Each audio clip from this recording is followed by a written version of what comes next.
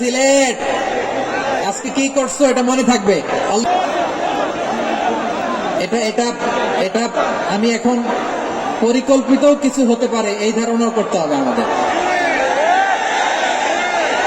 লক্ষ লক্ষ মানুষ বসে আছে, তোমরা একটু শান্ত হবে না?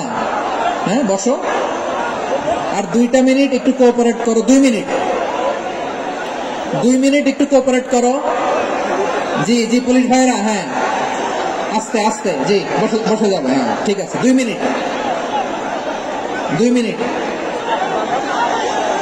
এই বিভাগে আমার আর আসা হবে না, আমি একবারই তো আসলাম, তো যা বলার তো আমি এখনই বলতে হবে। এমন না যে আমি আবার সুনামগঞ্জে আসবো, হবিগঞ্জে আসবো। খুবই গুরুত্বপূর্ণ কয়েকটা কথা আমি রাখবো তোমাদের সামনে। বসো, শেষ করে দিব। এই তো আর 10 মিনিট সময় আছে আমার হাতে। বসো, মাশাআল্লাহ, এই ঠিক আছে, বসো বসো বসো। প্রিয় ভাইরা,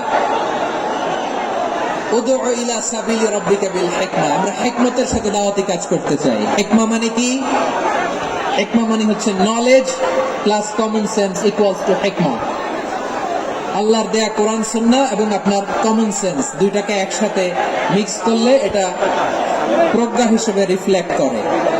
শুধু কোরআনের আয়াত মুখস্থ করলেই হবে না, হাদিস মুখস্থ করলেই হবে না, এটা কিভাবে উপস্থাপন করতে হবে সেটাও জানার দরকার আছে না নাই? কি বলতে হয়, কতটুকু বলতে হয় সেটাও জানার দরকার আছে না নেই? সেটার নাম হচ্ছে হিকমা, প্রজ্ঞা। এই প্রজ্ঞার সাথে বিচক্ষণতার সাথে আমাদেরকে দাওয়াতি কাজ করতে হবে। বিষ্ণু ইসলামের দাওয়াতি কাজের পন্থা দু একটা শেয়ার করে আলোচনার ইতি টানবো ইনশাআল্লাহ।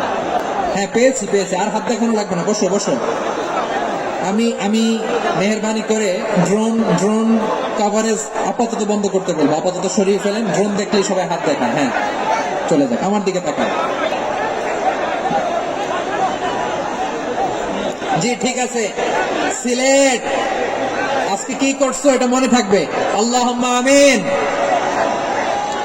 রব্বানা ظلمنا أنفسنا وإن لم تغفر لنا وترحمنا لنكونن من الخاسرين